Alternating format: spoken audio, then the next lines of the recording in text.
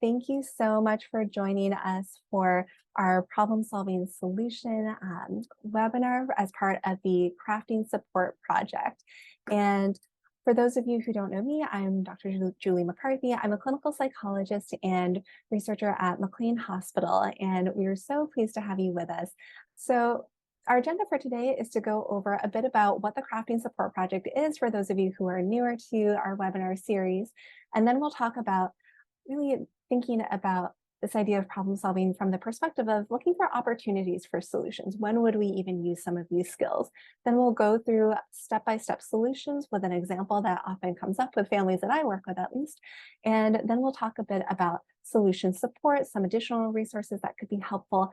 And then we'll end with a Q&A with a couple of wonderful staff members who will be joining us today, Joanne, Grady-Savard, and Jessie, Roberge. So we'll talk a little bit more about their roles in a bit. All right, so first up about the Crafting Support Project itself. So if you're on this call, you are probably in a position like me where you've had a loved one who may have been in need of help and for whatever reason may not have been able to get it in the way you had hoped or in the time frame that you would have liked. And so it can be incredibly frustrating to be in a position where we see someone we care about so much going through a difficult time, and we are part of that experience because we care about those folks. Those are the people who are most important to us. And some of the reasons why that can be difficult might be around insight in terms of whether someone needs help or not, or it could be due to resource availability, or sometimes not being able to get that information if our loved one is an adult, and there could be legal boundaries or guidelines that prevent us from perhaps being involved. And so on the one hand, we want to allow people to promote their own independence and manage their own health and wellness. And on the other hand, we are human beings and we all need help sometimes. And so fortunately, instead of feeling like we just have to throw our hands up and are powerless in this situation, there are evidence-based skills that can actually help us as family members or providers as well to help move the needle in terms of creating an environment that is most conducive to change for when our loved ones are ready or when our clients are ready. And so I'm really excited to talk to you all about that today in terms of how we can help our loved ones by thinking about how we can best support them rather than feeling like they're people who quote need to be fixed. We are all working together, as members of a family.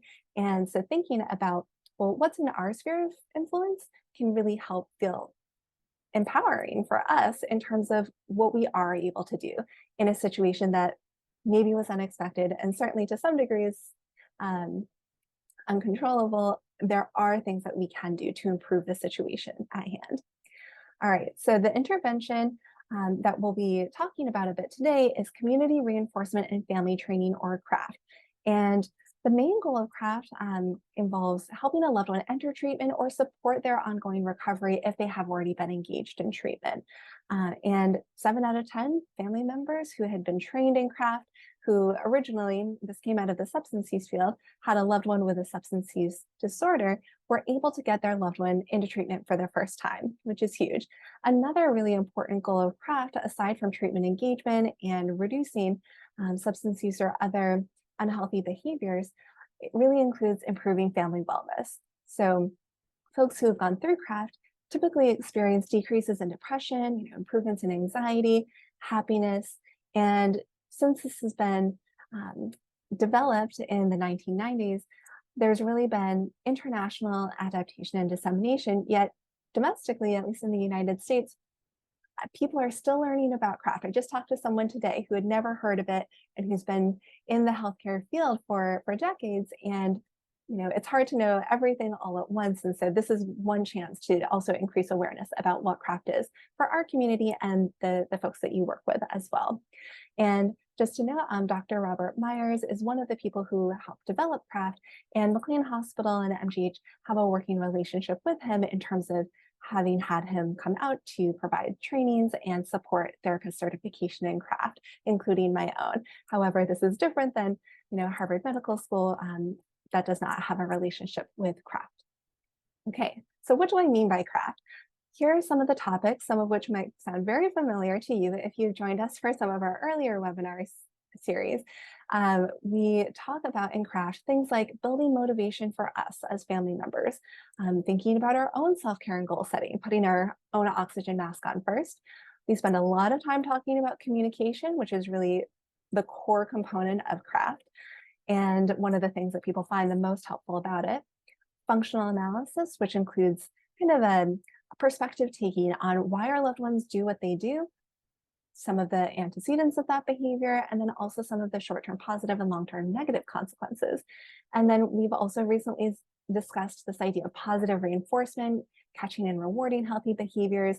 We recently discussed allowing for natural consequences and inviting a loved one into treatment, or how to talk about making the most out of your existing care.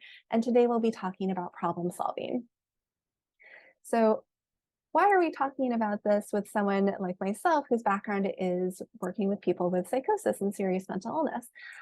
Well, what we know is that when people with particularly early psychosis have had lots of experience with substance use, especially cannabis, that can actually increase the likelihood of developing the psychosis, experiencing rehospitalization and exacerbation of symptoms. And this is a tricky issue because approximately half of people who come in for services for early psychosis may have had some history of substance use issues over the course of their lifetime. So this is not an insignificant portion of the population. And also, it's one of the things that people may not always want to change so much. And there can be stigma both around substance use and early psychosis, or psychosis in general, that can also make it harder to think about being open to seeking care or being open about getting care. And thinking about how craft might be especially relevant for this issue, it makes sense, or it made sense to me to think about it, because families are such a key component in the course of psychosis treatment. So on the one hand, families are often the first line of defense for recognizing that maybe there is a need for additional help. And many people who come in for early psychosis treatment have some contact between the family member and the treatment team. And this may just be for one session or at the beginning of care, like for instance, in a hospitalization. And the research evidence would suggest that including family members in care is associated with improved outcomes for that loved one with psychosis. So I think it makes sense because oftentimes those people are living with their family members.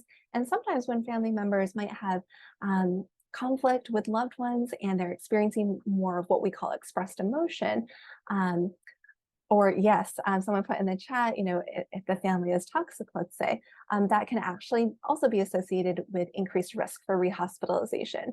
So long as the relationship between the family member and their loved one is a supportive one and a healthy one, it does make sense to invite them into the treatment conversation. Clinicians will often encourage that. And at the same time, if the client is an adult, which many of our loved ones are, they also have the right to decline that too. And so I don't know about you, I don't like to be told what to do. And so I can also see why someone might want to keep their treatment experience more private. And at the same time, this puts lots of folks in a tricky position. If they live with family, the family knows they're maybe in treatment, but they don't exactly know what that is or how they can be helpful. And then the clinician's hands might be tied in terms of not being able to share any information with the family about the plan. And so family members are often on the sidelines saying, hey, I'm here, I'm happy to help. What should I do? And they may or may not have access to clinician support in terms of exactly how to go about doing that. So to think about, well, how do we bridge that gap and how do we help support families and their loved ones, even in situations where family members may not be a regular in the treatment team meetings, let's say. And so fortunately, with the support from the National Institute on Drug Abuse, we were able to get a grant to really look at this idea of adapting craft for early psychosis and substance use. And so we put together a telehealth study even before it was cool during COVID to really reduce barriers for family members to engage in additional skills-based support to help themselves and their loved ones. So for the first phase of our project, recruited a number of families, conducted focus groups after they'd completed craft for early psychosis, refined it, and we were primarily working with mothers who they themselves came in with a history of some form of what we call DSM-5 diagnoses, which is some sort of mental health diagnosis themselves, most commonly major depressive disorder, anxiety disorders, and 80% of the family members endorse some history of trauma themselves. So even without having a loved one who also was in need of mental health services, these family members certainly warranted support in and of themselves. And what we found was that relationship happiness increased in addition to improving depression and anxiety and stress, just like some of the prior studies in family members who do have loved ones living with psychosis and substance use. And some of the feedback that we got from family members included, I don't think I realized how many brainstorming solutions there were to a finite problem. There were lots of different options, and I was surprised by how many there were. Sometimes it just helps to see things in a fresh light, for instance. Another family member said, I wanted to learn more about what is effective, what does work, how to look at it differently, especially how to communicate without using threats or ultimatums or just negative thinking. I was hoping to learn how to communicate all of that better, and I feel like I did. And so now we are currently running the next stage of our study to see if craft for early psychosis is adding additional benefit above and beyond treatment as usual, which is often really great. And also, we're trying to always think about how can we expand resources and provide complementary services that can give people the best chance of success in moving forward in their recovery. And so we primarily, for this project, work with family members who have a loved one with early psychosis, some recent alcohol or cannabis use, and that there is some concern about that use. And we also love to hear from people with lived experience with psychosis themselves about what their needs are, how they might like their family involved or not. And we're inviting them in to just kind of see what their needs are and to see what their progress is like without necessarily being required to participate in any sort of intervention at all. However, not everyone is always eligible for those research studies, which is one of the main reasons why I was interested in developing the Crafting Support Project. So this is a philanthropy-funded initiative. One piece is the monthly webinar component that you're participating in at the moment. Another is one-on-one coaching for those who may not be eligible for that original research study, or whenever there's availability for folks who may have completed it but may not have been able to get the intervention. So for folks who may not have had a chance to catch some of our earlier webinars, here is the list of topics that we are covering this year. And so we are going to actually include another topic that's not just craft-based coming up in October, which is the WRAP skills for families to help loved ones with crisis. And then we're also ending the year with a family recovery night where people with lived experience with psychosis and family members can also share, what's the experience been like for them and what's worked well in an effort to think about how this could be helpful for others. All right, so the one-on-one coaching also is, as I had mentioned, for those who may not have been eligible for the research study, and includes up to 8 weekly one-on-one coaching sessions with someone like myself or another individual trained in craft. And we're currently running this pilot through the end of this year with the hopes of continuing on next year. And this is at no cost to family members who are associated with McLean. All right, so we're trying to build on the research that we've started with, provide additional educational support, while also thinking about how we could potentially consider expanding some of these services through formal clinical settings as well. All right, so now we're going to shift gears and talk a bit about opportunities for solutions. And before I do, I want to check in just briefly about who is in our audience today, so we can start to think about how to best tailor some of the solutions or approaches to problem solving that make the most sense for all of you. So I'm going to launch the poll right now, which is just asking what best describes your role in terms of being a family member, person with lived experience with mental health challenges, clinicians, or none of the above. And you may also have intersecting identities as well. So feel free to describe as you see most appropriate.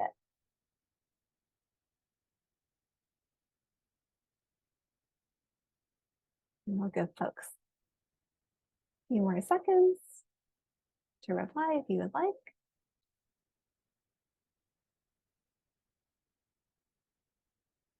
Okay, so I'm going to end the poll in 3, 2, 1. Okay, and so sharing the results with all of you, we have primarily family members, so 95% of folks are family members. A couple of folks have their own personal experience with mental health challenges, and we also have a clinician on the call as well. So thinking about where could we use some problem solving? Well, what is problem solving to begin with? It's, according to one definition, it's the process of finding solutions to difficult or complex issues. So a couple of things I would like to highlight here. One, the fact that it's a process. Of course, it would be so lovely if we could just have a one and done solution to a certain part of, a difficult situation right now, and it would be resolved and we could just move on. And also sometimes problem solving can really be a process of a number of solutions that can keep us moving forward to whether it be recovery, or it could be a better relationship with our loved ones, or figuring out a decision for how we want to move forward in whatever direction in our life. So it is a process, which means it takes time. So I would really encourage folks, as we think about this idea, to have patience, not only for yourself, but also for your loved one and also other family members who might be involved in your situation too. Another piece about this is to think about the fact that solutions is plural here. So sometimes we might find ourselves in a situation where it feels like, oh, I just need the answer. Can someone just please tell me what to do? And the frustrating thing and the creative opportunity here is that there's no one right or wrong answer to problem solving typically. And sometimes we might be able to actually have multiple solutions that can work in tandem to help us get toward a solution. And then when we think about issues, we also can think about the fact that people are not the problem. Behaviors might be difficult or complex, or mental health challenges might be things that come with difficulties with functioning or difficulties with attaining the goals that we want to achieve, whatever that might be. But we always want to remember, whether it's us or a loved one, that people are not the problem. We can think about, well, what is the difficult or complex issue, situation, circumstance, event, whatever it might be, that we don't choose to have often, yet we can think about how to thoughtfully and effectively respond to them. And I see a hand raised. If anyone would like to add a comment, feel free to throw that in the chat, or if it's someone just kind of relating to what we're talking about here, thank you so much. All right, so next up, we can think about the opportunities across different life areas where we can think about cultivating more solutions for ourselves. So these can span different areas of life, such as wellness. That could be physical wellness, mental wellness, spiritual wellness. It could also be in terms of relationships, which is probably very salient to many of the people on this Zoom call right now.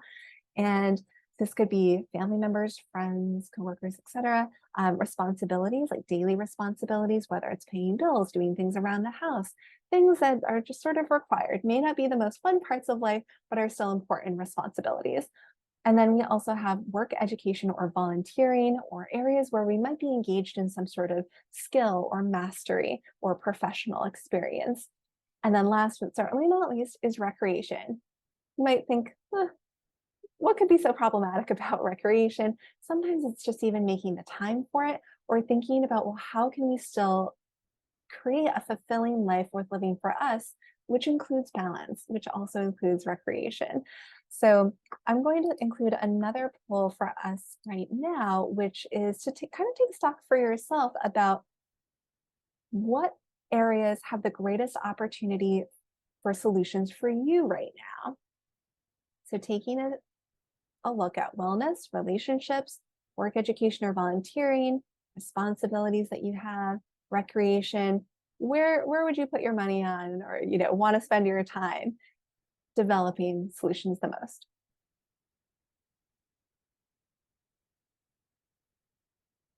And you can choose more than one, I believe.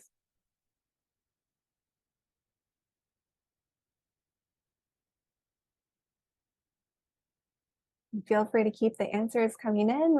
I'm looking at the poll at the moment, and a lot of the different areas are kind of jumping around in terms of which are more salient to people than others. We'll give folks to the end of the minute to put in any final responses, and then I'll share this with the group. 7, 3, 2, 1. We'll close the poll. Okay, so we have wellness as one of the greatest opportunities for solutions for folks right now. And I love this because I think it really also speaks to the importance of the self-care and goal setting that we've touched on. I think it was in our catching and rewarding healthy behavior, and thinking also how we can model that for ourselves and our loved ones. And this also helps us be in the best position to create the most resilience to continue supporting our loved ones and the rest of our family and our communities and all the people who we work with. Because I know we wear many hats often as family members. And close behind that, we have recreation and relationships. So those, all of these things are important in every area. Someone was able to identify an opportunity for solutions, which also means when we think about problem solving, we don't have to think, okay, I've got to, sit down at a desk and have a grand plan for like the big problem and the perfect solution. This goes to show that we can look at opportunities for developing solutions to improve our situation probably any day of the week or across lots of these life areas. So thank you so much for sharing your thoughts on this. Okay, so now we can also think about opportunities across people.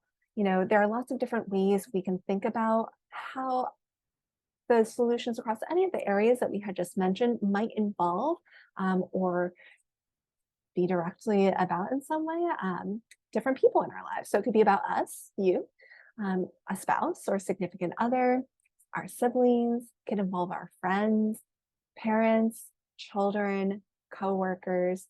And for some of these, I do want to kind of point out there to be mindful that we're starting to think about problem solving from the perspective of what we can do in our role and relationships with these other people, rather than thinking, oh yeah, I have a great problem solving example. My spouse or my coworker or my children, they just need to do this, that, and the other thing, and then the problem will be solved. And that's great. But if they're not on the call today, we want to focus on where we can make the most movement and progress. And that's with ourselves first. And it can very much so be in the spirit of or in working with some of these other individuals. And just like we've talked about goal setting in the past, we want to keep the ball in our court in terms of how we plan problem solving for ourselves. Okay, so now just because we have a whole topic on problem solving doesn't mean you aren't already excellent problem solvers. So let's think about what your strengths are already. So what's an example of a problem that you've solved to date? This could be big or small. Please put it in the chat and I'll keep an eye on it in terms of examples that people can draw on from their own past experience in life. Whether it be with wellness, recreation, relationships, could be any of the above, your choice.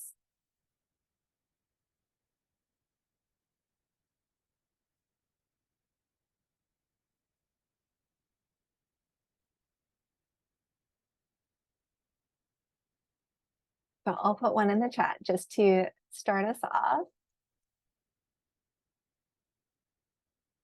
So where to move or go to school is a problem that I had to solve at one point. So what other problems have others experienced that you feel good about having solved?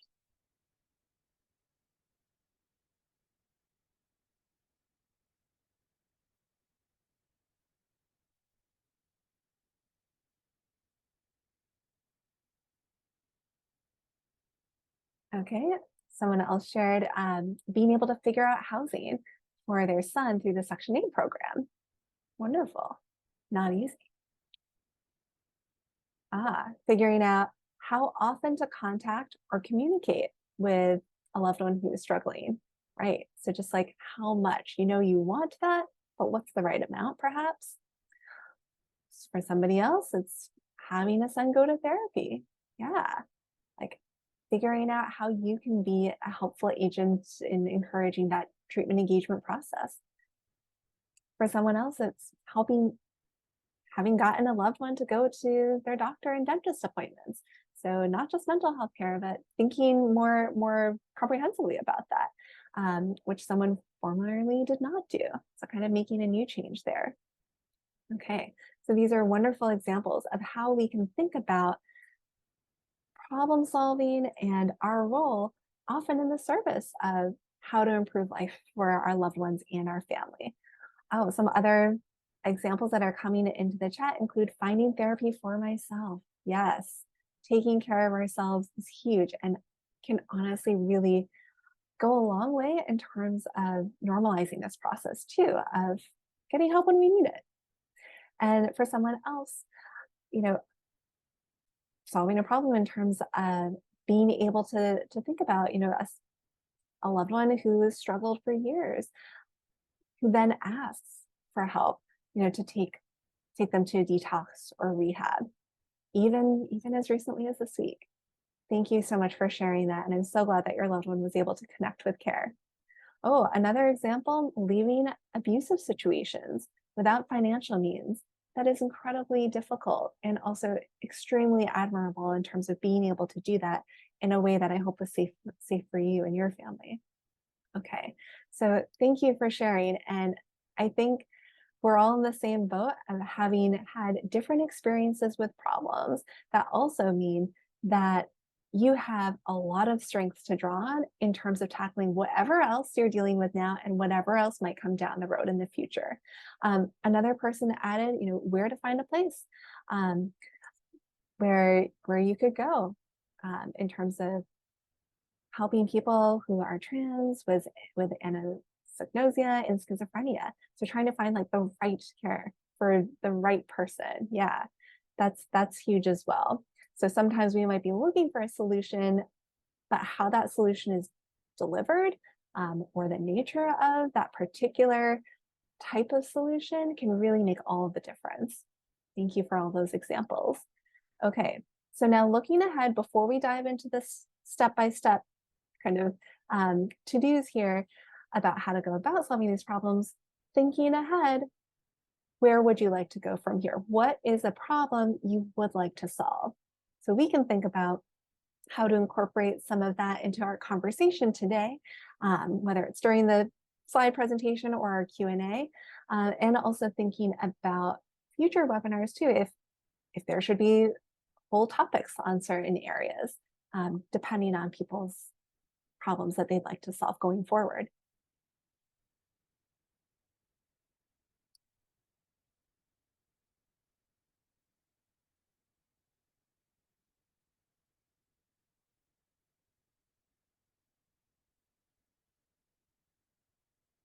So for some people, it might be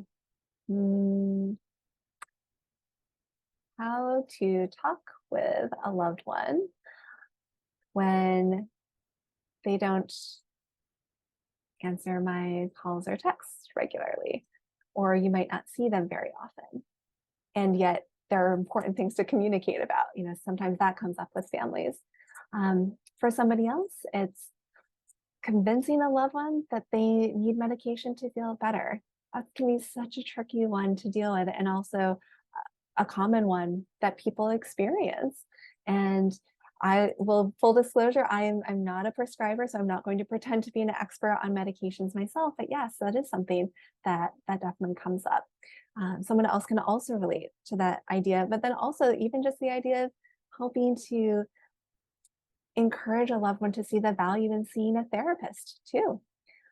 For another person, it might be how to have my child step up and take responsibility for themselves.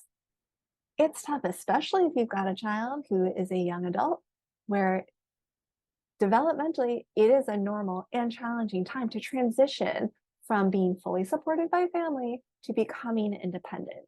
Again, that in and of itself is a whole process. For someone else, it might be the problem of how to get a son tested for brain damage and medicine for many years when there's also a serious heart condition on board. And also what to do from a relationship standpoint when family discounts your needs or feelings. Ooh, that's a really tough one. And we can think about that both for ourselves and also if we ever are hearing messages from our loved ones, maybe feeling in a similar position. Yeah. And so someone else agrees, right? Like the 18 to 25-year-old range and sometimes beyond can be tough because they want to do things on their own. We want them to do things on their own. And also it's a process in terms of developing all the skills to be able to do that. And I'll be the first to admit I'm a lifelong learner. We're always going to be learning how to do things that we've never done before. And it can create some tension. Anytime there's a discrepancy between where we are, whether it's like where we are with learning something, where we are versus where we'd like to be in terms of problem being solved, the greater that discrepancy, the larger the amount of stress we are likely to experience. So chances are, if it makes you feel any better at all, lots of times when we are experiencing stress around a given problem, the other people involved may feel similarly. And so I think that is also something that can allow us to find common ground with our loved ones about, hey, you think the situation could be better. I think it could be better. We may have different ideas about how to get there. And yet we can both agree that we want to do something differently. And so that can open the door to problem solving solutions sometimes. Okay, so now let's talk about how to get there. So there are lots of different ways that you can go about problem solving. I'm not going to say that this is the only evidence-based way out there.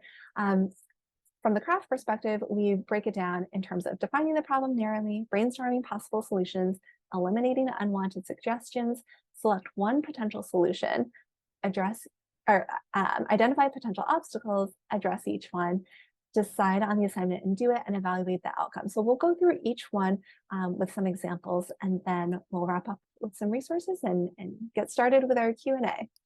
All right, so defining the problem narrowly. First, we want to ask ourselves, well, what makes this a problem for us? And why now? Or why haven't we been able to tackle this before? To really get at the specifics about the problem. And we can phrase it as a question too.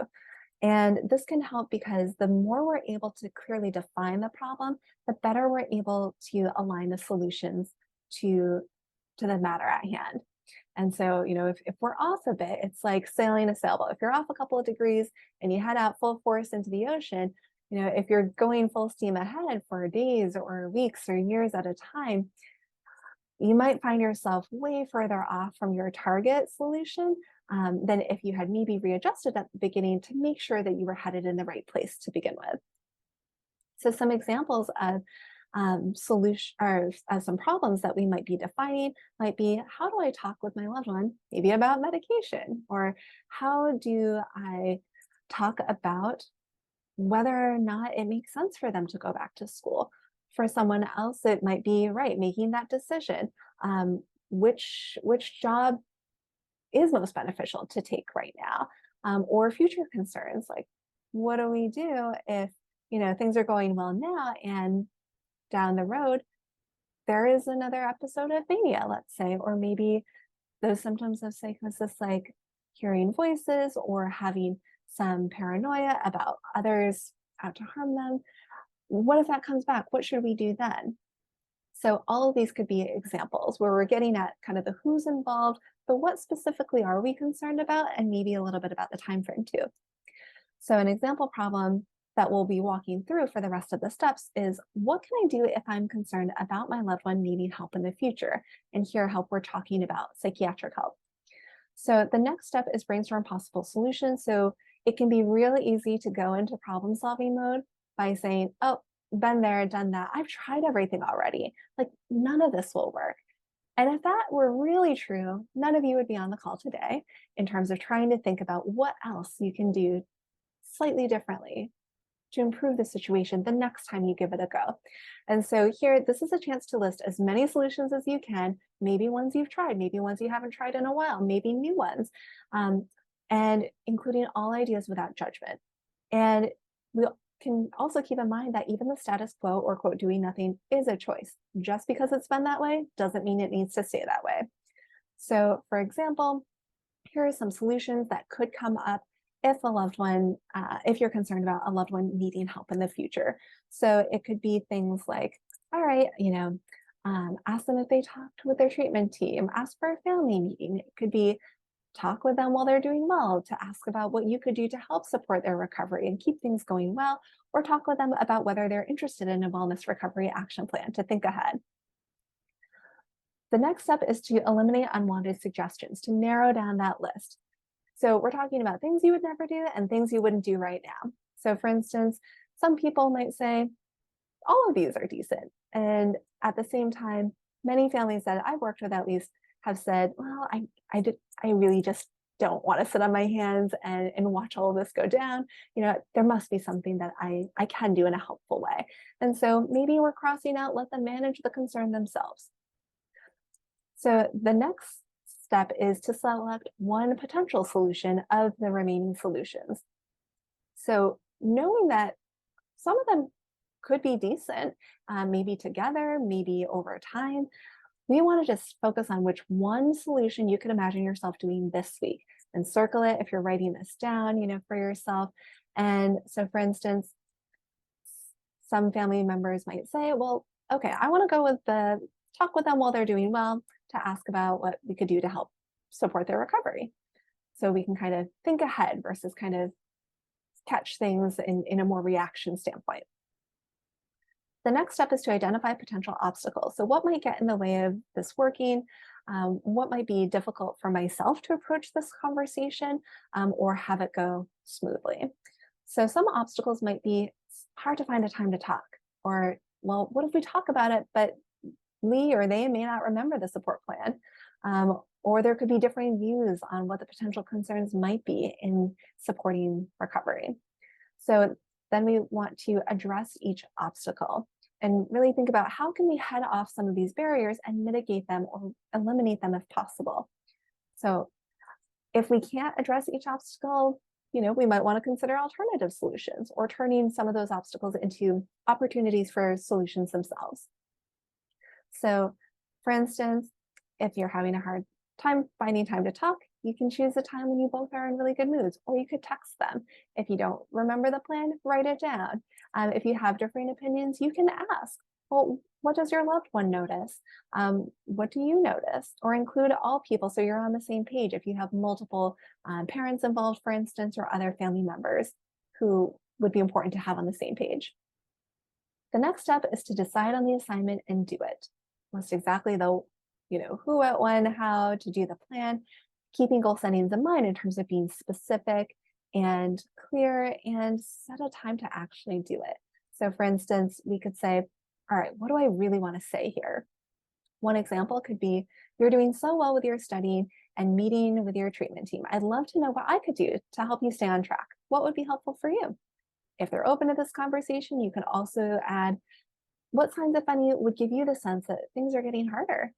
If I notice some of those signs in the future, how would you like me to share that with you so we can course correct sooner rather than later?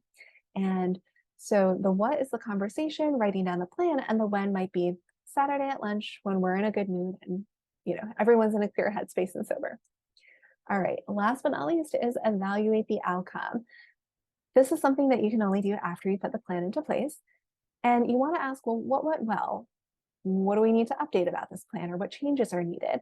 And you can go back to your brainstorming list to tap into other solutions if needed. If we had a crystal ball and knew exactly how everything would turn out, we wouldn't need these steps.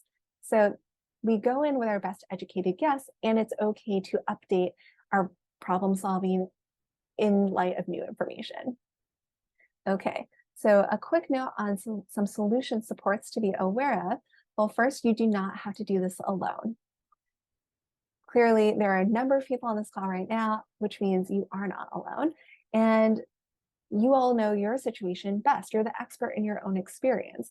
And we can use resources, people around us to help offer additional perspectives so that we can most clearly see what makes sense for us.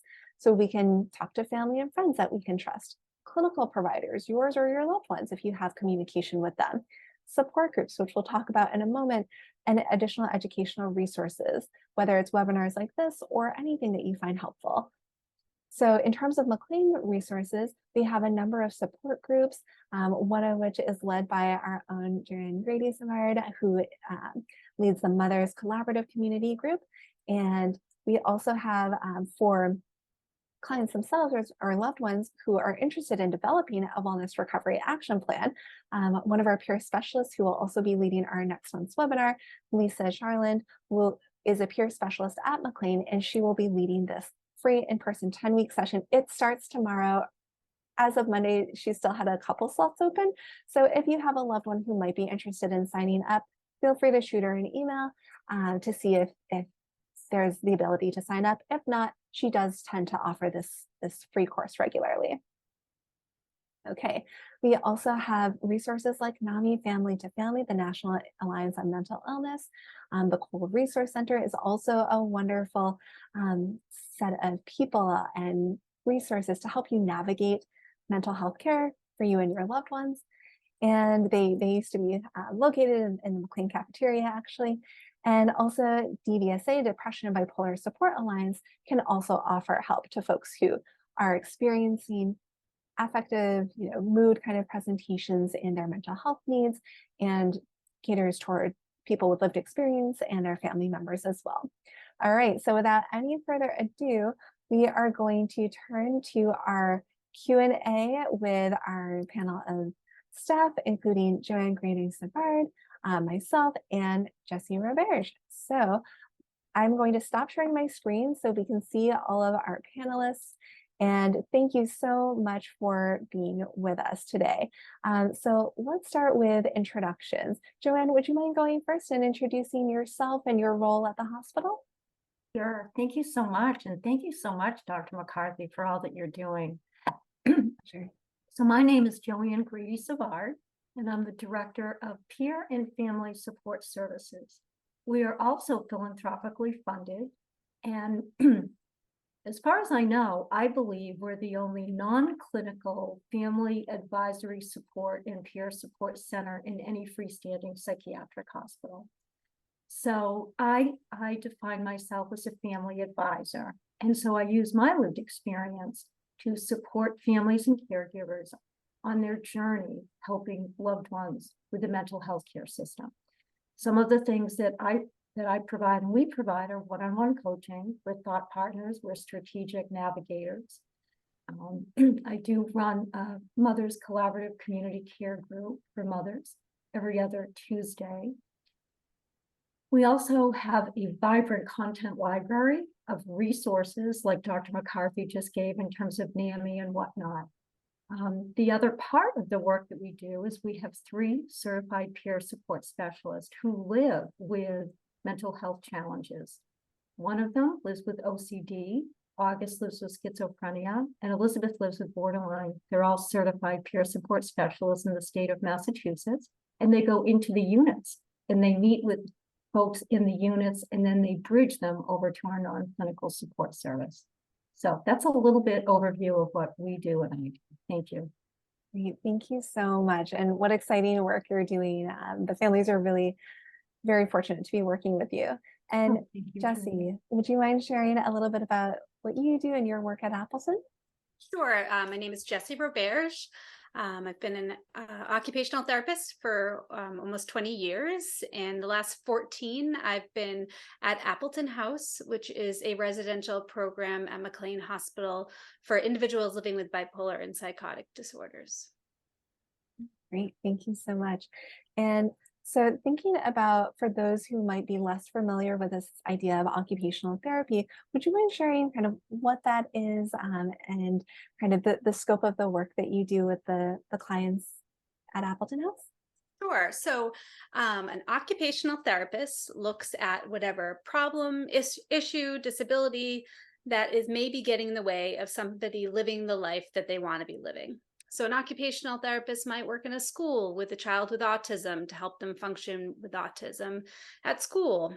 An occupational therapist might work with somebody's grandmother who had a stroke and can't use one side of their body to help them be able to care for themselves, get dressed, brush their teeth, comb their hair.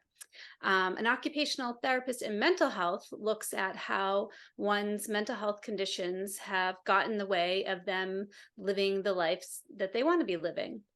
So in general, an occupation, everything that we do during our day is an occupation.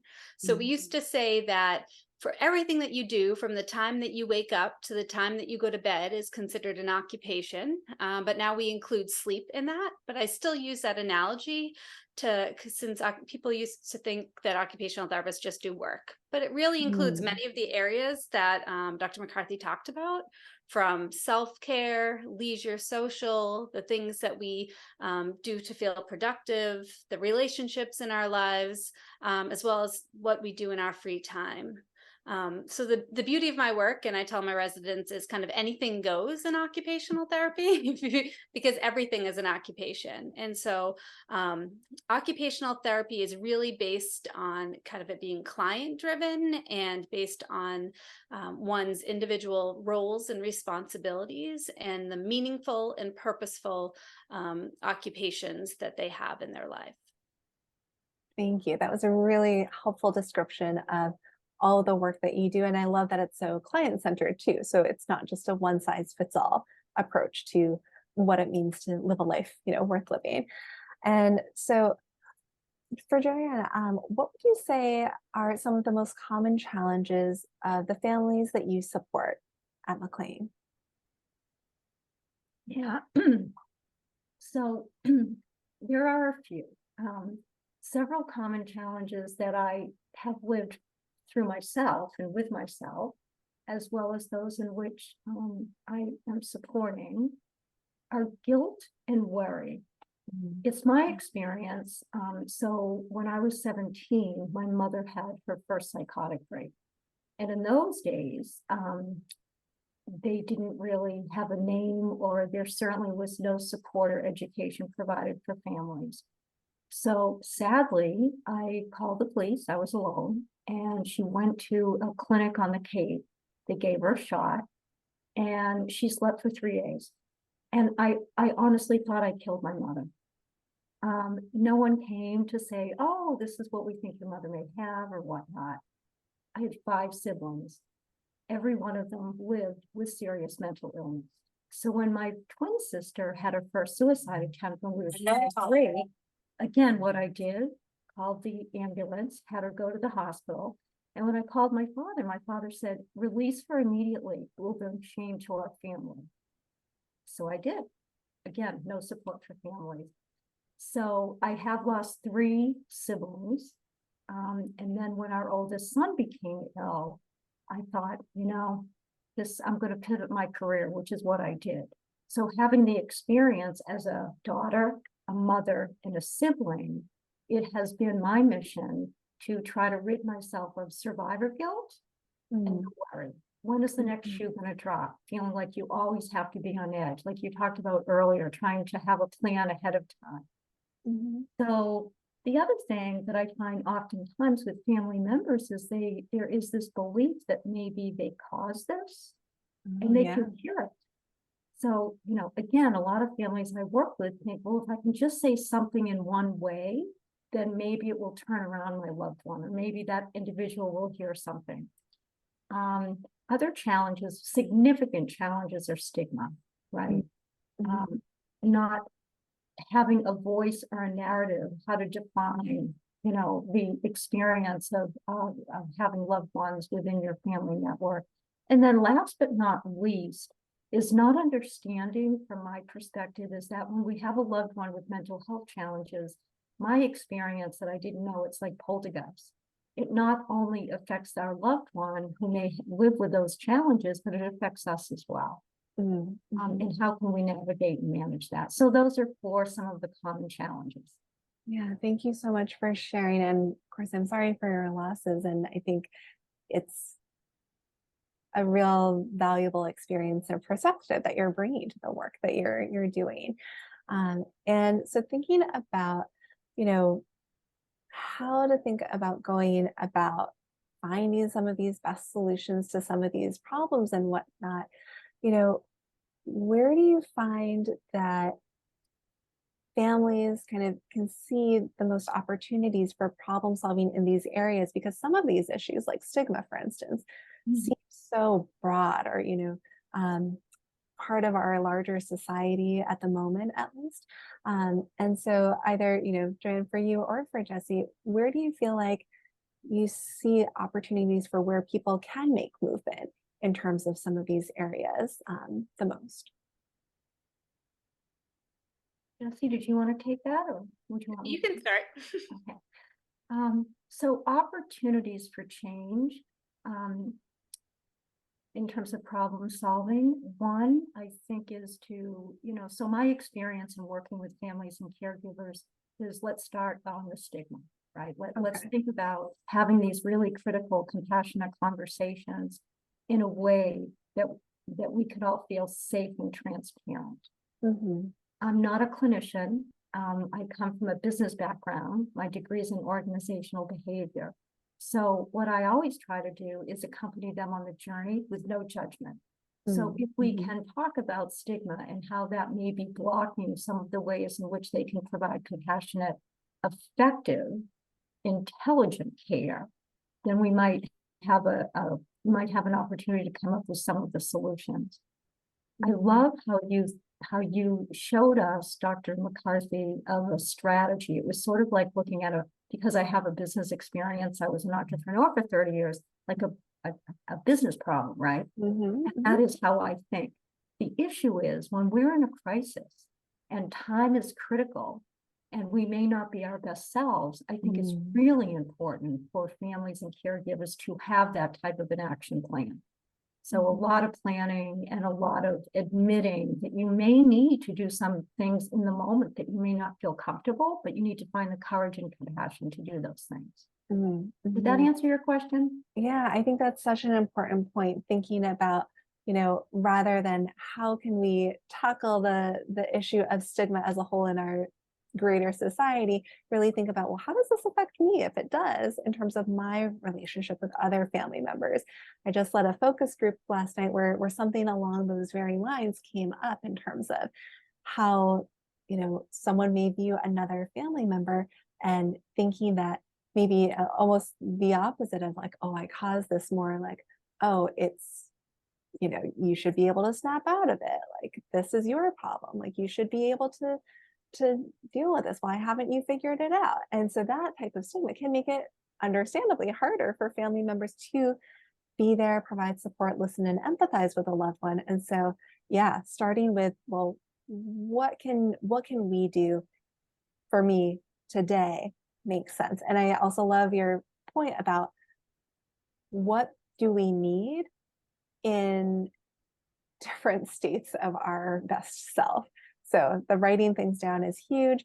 I say the same thing in groups, and I also lead, you know, a group at Appleton in terms of helping people write things down to just remember, because a lot of people know these skills. It's just remembering to use them and being able to have also the courage or confidence to try them out if they might be uncomfortable or new. Jessie, what do you think? Something that Joanne said made me think. I often tell families and clients that it's never one thing that caused this to happen, as well as it's never going to be one thing to fix it. I often hear clients say, if I just didn't go back to school, or if I, parents said, if I just called the therapist earlier, this wouldn't have happened. And I think that's where a lot of blame and shame can happen. And, it's never one thing that caused it. I think when families are kind of afraid to take steps towards making a change, they really second guess what they've done. But it really is never one thing, and it's never one thing that fixes a solution. In occupational therapy, it's so focused on the client's goals. And I think that can be hard for, families, because maybe you really want them to go back to school and they're not ready for that. And I think when seeing loved ones in a crisis or in a tough time, I always try to help them see, and remember what their goals are. Like, I remember when you met me, you really wanted to work towards getting your bachelor degree, or I know that your family is really important to you and you have a great relationship with your siblings, but that's been really tough lately. And so really trying to help them see these kind of little steps and solutions as moving towards what they want, even when it can be a little bit different than what either the treaters want or the family members want, but really trying to keep it focused towards the client's goals. I find that, sometimes people come to me and say, I really want to work with you so I can work on getting a job. And I tell them that it's impossible for me to just focus on one area of structure or one part of our lives, right? Because we all have, if everybody on this webinar we polled, we all have different healthy balances of structure for us, and that looks different for everybody. And so, if I'm working with you about your job and I don't know that it's tough for you to get out of bed, or you have a lot of social anxiety on phone calls, or you have voices when you're on the bus, all those things would impact your ability to get a job or sustain a job. And so really kind of touching base in kind of all aspects of somebody's life, and the small measurable goals that they have towards the things that are important to them. I think that's such useful insight to think about, well, what are the targets for some of these discussions, whether it be goal setting, problem solving, et cetera, recovery targets in and of itself, and thinking they don't exist in isolation. They are certainly related to so many different life areas. And it can be tough when maybe at face value, the correct solution, or even what warrants spending time finding solutions for, might differ depending on who's in the room, let's say. And also, I think that I can certainly say we're very consistent in the approach that we certainly take with CRAFT in terms of just what you're talking about with our treatment engagement discussions, or how we think about encouraging families to talk with and support their loved ones. And that one of the first quote milestone conversations that we have families discuss, if they're up for it, is what's important to your loved one. What do they care about? Because that's where, that's the only thing that matters, in terms of getting traction. And to the extent that, sure, maybe things like therapy, or maybe things like medication or getting a job might help them get closer to their goals. Great. Even reducing substance use. I don't typically go in saying, oh yeah, that should be the treatment goal. It's always a means to an end in terms of, I guess, perhaps maybe from an occupational standpoint, if the substance use is getting in the way of them achieving their goals, then yeah, it makes sense to look at that. So another question that we have is thinking about, when you've worked with clients themselves, what do you feel like they've found helpful when approaching problem solving, whether it's one of the specific steps that we talked about in this webinar, or something else that has helped them work through some of these things successfully? Is it okay if I go, Jessie? So from my experience, one of the things that I have focused on, and I use an example all the time, is in regards to my siblings and my mother. I would lose my patience and just say, I don't understand. Like, why are you not doing this? And my two older siblings were very serious alcoholics and drug users. And, I would send them to rehab and I'd orchestrate everything. And then within 2.5 minutes on their release, they'd be doing, so I didn't understand. It was when my sister had her first suicide attempt at 23 that I went to see a therapist, because I was so busy taking care of everybody else and helping them and navigating the system, etc. I realized that, this isn't working. And I also thought it was contagious. So the first time I saw a therapist, I said, I'm here for preventative medicine. And I didn't realize that it's not contagious. But one thing she said to me, and it was such a game changer, and when caregivers come to me, is if I change me, then I change we. So work had to start with me. Because like you talked earlier, Dr. McCarthy, when you're sailing a boat, we don't have control of the wind. We don't have control of the rain, but we do have control of how we use the tiller for our direction. And so that is on us.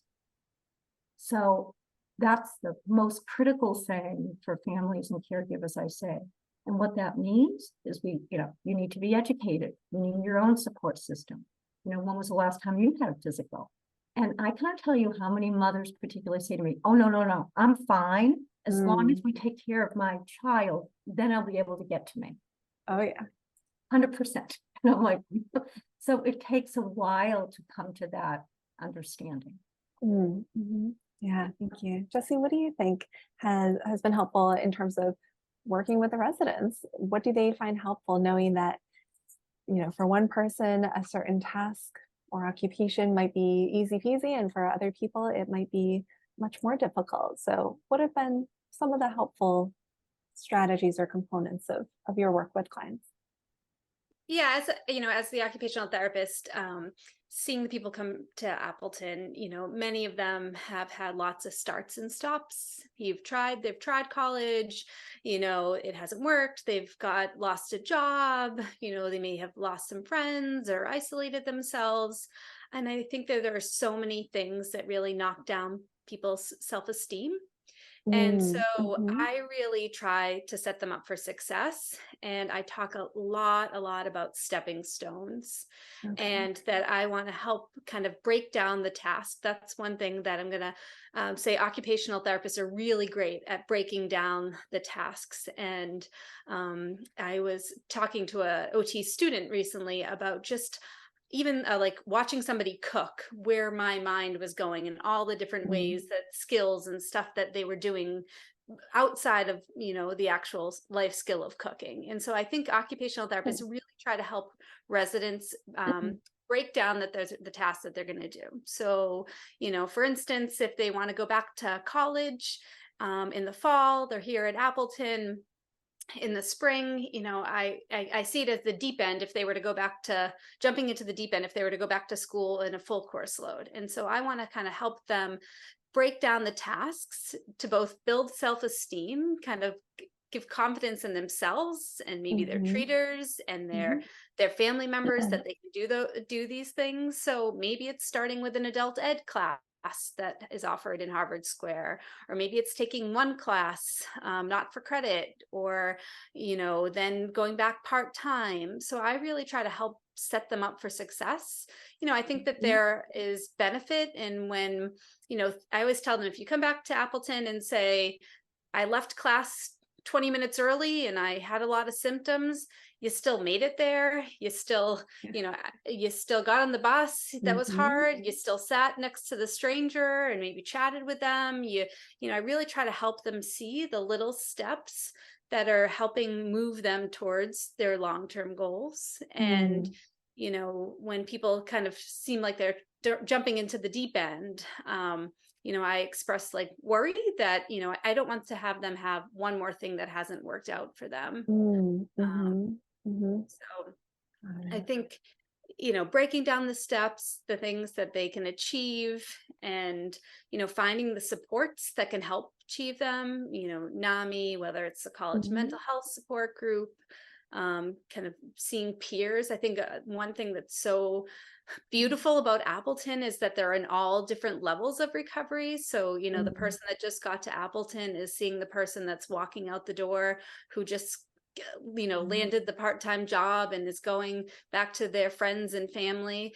And so I think the power of peers is can be really beneficial in helping people work through some of these problems and have hope that they can as well. I think that is so huge. And I think I've seen that myself with the folks at Appleton, and it's such an interesting and wonderful opportunity to think about, okay, this is how it can be done. I might figure out my own way, and also just the hope. It sounds, sort of obvious in some ways, but it's a really big component, I think, in terms of what keeps people going. And so I think you both have sort of touched on some of the challenges, but I'm curious to learn more about what are some of the challenges, that families on this webinar might want to, recognize or watch out for, or perhaps maybe feel validated in experiencing that. Just like when we think about problem solving, we call out the obstacles that might be there so that we can then try to work around them. So what are some of the top challenges that folks might encounter when problem solving as a family member?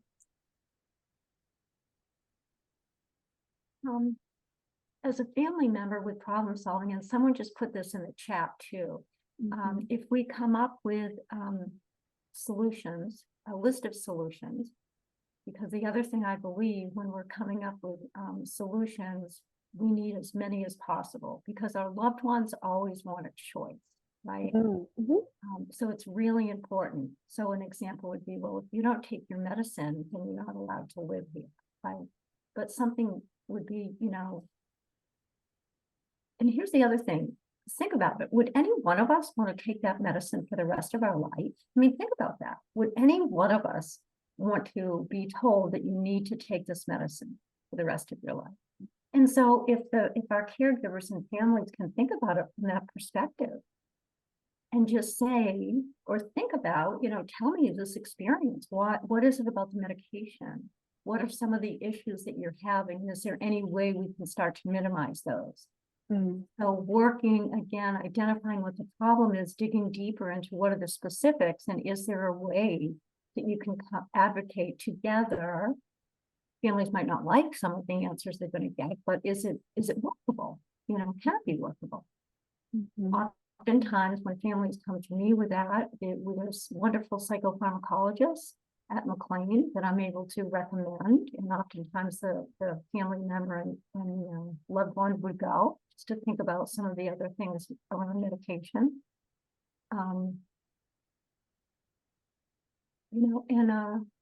Is this answering the question directly, Dr. Yeah, McCarthy? I think so. Thinking I feel about, like I have a habit of going down the road and into that's a rabbit okay. hole, and before you know it, I'm talking about something. There's a lot to unpack, with this topic of, problem solving and identifying solutions with family members and whatnot. And I think you're getting at, some of the challenges in terms of, one, maybe having difficulty coming up with enough solutions sometimes, or feeling like there's not a choice, which can feel like you're between a rock and a hard place sometimes. And then also thinking about the challenge of perhaps of a me versus you, or an us versus them. Yes. I often use that kind of terminology of, like, if you feel like you're in a tug of war with your loved one, look for any opportunity at the soonest, chance to drop the rope, and remember you're on the same team. 100%. And someone in the chat just put in, what happens if family members and friends are sabotaging, perhaps a plan that you all have agreed on, or, some of the outcomes that you're looking. And that's the other thing that I always talk about with families. Oftentimes our children or our siblings do not want to listen to us. We're the last person they want to listen to. I mean, I remember my sister used to say, you don't have a degree in psychology, you're not a therapist, you're a moron, thinking that you know what you're talking about. Well, that actually wasn't true, but that was her truth. So getting other advocates. Do they have friends that might be on the same page as you? Are there other family members? Is there a clinician? Is there someone in the church? And oftentimes that's much more effective as opposed to us giving them some of the opportunities for change that we may think. Right. So it sounds like, the person who had written in to the chat, is highlighting that people have different opinions about this stuff. And so thinking about that, we may not know exactly what's best all the time. And also we all are doing the best we can with the information, the knowledge that we have available to us. And we each, and including our loved ones, are the expert in our own experiences. And also we're trying to figure out how to work on this together for sure. Jessie, what do you think? Anything that you'd like to add in terms of challenges that might come up when thinking about approaching problem solving in some of these situations? Yeah, I think sometimes it can be frustrating for families to feel like their loved ones aren't utilizing the supports or the suggestions that are being put in front of them. Right here, we're paying this money for this, or look, we finally got you a therapy appointment that has a long wait list. Do you know how lucky you are? And that can feel frustrating. I feel like I'm constantly like trying to figure out the reason why and kind of help understand. I tell my kids, I tell my residents at Appleton is that like sometimes even just like understanding the why a rule is, why, a policy at work is helps me move forward. So, kind of investigating what's the reason why they don't want to go to the therapy or why they aren't utilizing the group support. So breaking it down, I guess I'm back to my breaking it down. And if it works, it works. And seeing like how we can help support the person move through that. I think sometimes it takes time, and it unfortunately takes a couple tries for different aspects of treatment. But I guess kind of thinking about, sometimes when families see things as, if somebody's procrastinating doing something, when I do a group on procrastination and we talk about the reasons why. And one of the big reasons why we procrastinate is we fear we might fail at it. And I see that so much at Appleton is people really hesitate to take the steps to apply to the job or take the steps to make that trip to DBSA, because what if I can't cut it? What if I can't do it? As well as many other reasons that might have us procrastinate. Yeah, I think that point about the time expectation is huge for ourselves and for family members thinking about their loved ones. Even clients that I've worked with, coming in for their own therapy. First session, they'll ask, well, how long do you think this will take? They're trying to put me on a clock. And I wish I had all the answers in terms of exactly when therapy would be done. And, one of the goals of therapy can sometimes be not being in therapy eventually. I think support makes sense to the extent that it's needed. And then also, even as clinicians, we want to help give people the tools so that they can use them and apply them outside of the walls of our office or whatever residence we might be in with them. And so I think that can be difficult for people in and of themselves who are seeking help. And then certainly for family members too, who might see this discrepancy, again, between what maybe might be their own personal time frame if they were in this situation, trying to navigate a problem versus a loved one or just another family member. And I think this kind of goes back to something that both of you are getting at in terms of one of the challenges being this sense of misunderstanding. I don't feel understood, or you don't get it, or I don't understand why, you're doing X, Y, and Z. And sometimes that can lead to lack of empathy, lack of trust sometimes. And I think that can be so painful, for families sometimes to experience, and then feeds right back to, Joanne, what you were saying earlier about, guilt and shame and whatnot too. So I think we all already have enough on our plates. The last thing we need is adding more fuel to the fire here. So to the extent that we can kind of take a step back and think about how to be kind to ourselves and our loved ones in this process and patient, can definitely go a long way. So I'm curious though about when you might be in a situation where different family members or perhaps different people on the clinical team might think about or really want to approach a situation differently. How do you manage those types of situations in each of your roles where you have different cooks in the kitchen with different opinions? So actually at Appleton, we use a style of rounds called open dialogue. I don't know if that's been discussed here, but it really welcomes differences of opinion. It's okay. It's actually where change can happen. And we do these type of rounds, which, you know, I even try to mirror in some of my sessions as well, where we kind of reflect on what the person is saying or doing in a kind of curious way. And I just think language is so important in situations of this. And so there's a lot of I statements, like, I wonder what we would I wonder if Billy would be closer to getting back to school if he was more open to talking about medication. Or I worry that with the increase in substance use that we might be back in the hospital. And it's important to have these conversations in front of the client at Appleton. So we actually, the way we round is the client is a part of it. And kind of the idea is to have all the discussions in front of the client. And so I share that because it's actually, I don't think always a bad thing. I think it's, you know, it can be nice to hear what other people say. You know, I'm really focused on the functional piece, but, you know, hearing from the social worker about what's going on in the family really might kind of change what my thoughts are on kind of the next step functionally. So I just think that language is really important. I teach an assertiveness group and really encourage residents. I think it's really hard to be assertive, but to really, you know, I feel frustrated when you search my phone. I would really appreciate if you did not look at my phone, mom, you know, and versus yelling at mom, don't search my phone.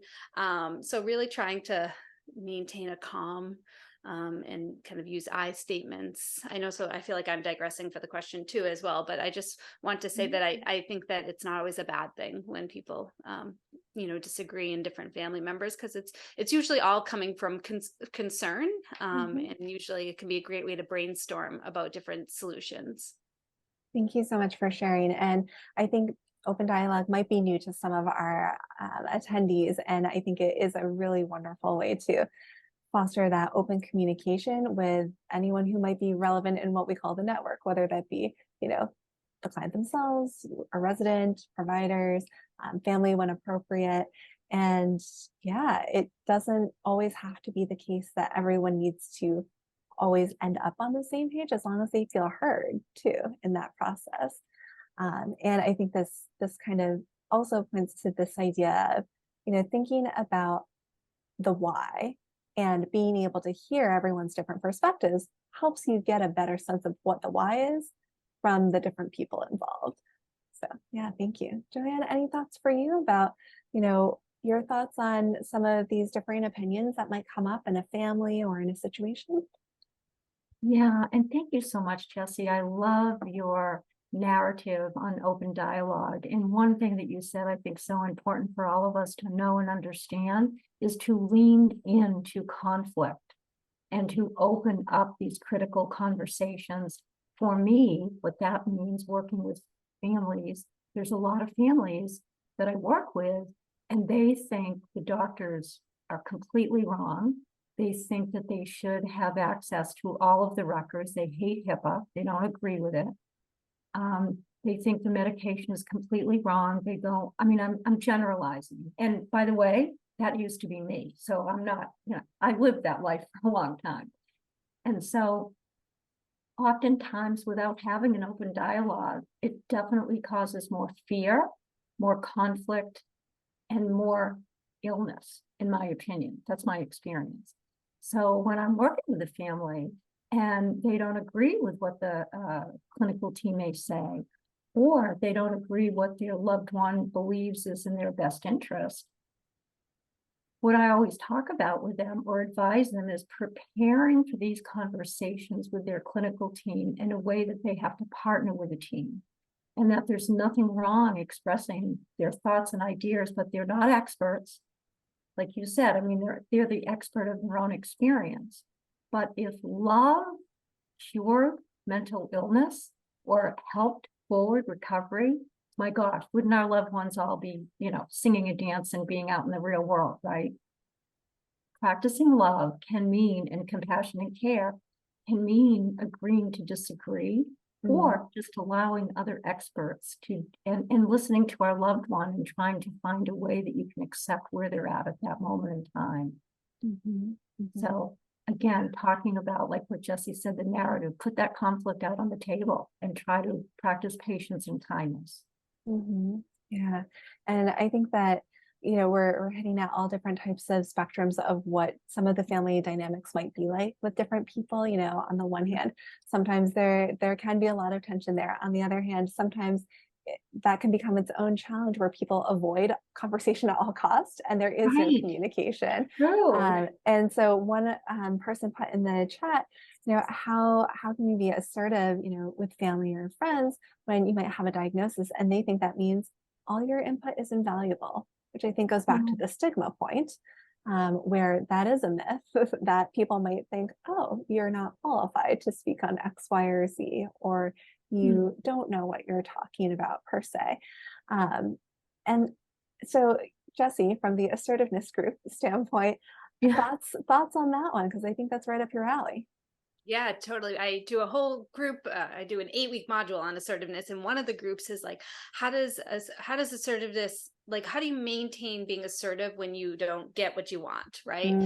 We don't always get what we want when we're assertive, but we usually feel better about ourselves, even if we don't get the outcome that we want, if we say it in a clear, concise, calm way, versus if we've lost it and gone aggressive or gone passive aggressive, or passive and not shared what our wants, desires, and needs. So in that moment when I do a bunch of role playing, but one of the things is, right, so what if somebody says, you know, oh, you don't know what you're talking about, you know, your bipolar makes you think things that aren't right, and that's not whatever. And sometimes then we change what we're actually asserting ourselves on, and more talk about it like, I feel really frustrated when you say that I don't know what I'm talking about because of my illness. I'd like you to respect my opinion and possibly learn more about my illness and how that might impact me. All right. And I think, you know, then kind of asserting on how that makes you feel to have a statement like that feels pretty lousy. And then, you know, I say to residents that sometimes as we try to be assertive and maybe it doesn't work, and then we say, you know, that really made me feel lousy. Sometimes we then have to like evaluate the relationship, because the goal of assertiveness really is to have mutual respect and understanding. And you know, so if that's a partner, maybe that's not who you want in a partner. And maybe if that's a friend, maybe that's not who you want in a friend. I know that that's not always easier said than done, you know, if it's a family member or you know, somebody that you're dependent on in some ways. But sometimes through assertiveness, we can learn a lot about our relationships. But it's important to kind of keep on maintaining your assertiveness, because you usually feel better and more confident to, you know, I always say practice on the small things, practice assertiveness with the people in your life on the things that are not so emotionally charged, so that when there is a more emotionally charged, you know, you kind of feel confident, and, you know, they've seen you kind of bust out those assertiveness statements. You know, I've seen many families be like, what? Yeah, I've never heard that. And my clients educate the families on what the assertiveness formula is and really try to use them, and can really help communication with each other. Wonderful. And so we will have to wrap up in just a moment. Joanne, did you want to say something? Yeah, thank you. I just wanted to ask Jessie a question. So it sounds like this individual in our chat is not being heard and listened to. Would you ever in that situation recommend to this individual that maybe they could invite their loved ones or whoever, you know, is not hearing them to a family therapy session?